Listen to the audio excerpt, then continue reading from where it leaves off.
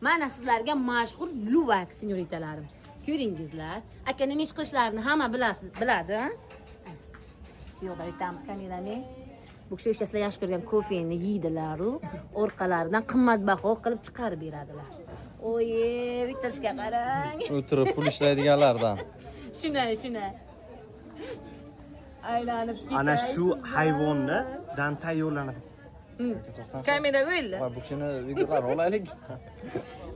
Xo'sh, kofelarni ham ko'ramizmi? Kelinglar. Mana har xilidan bor.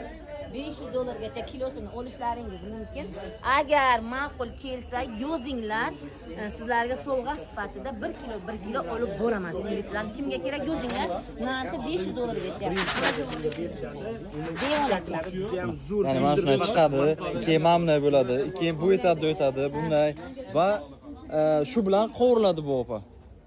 Keyin maza qilib ichasiz.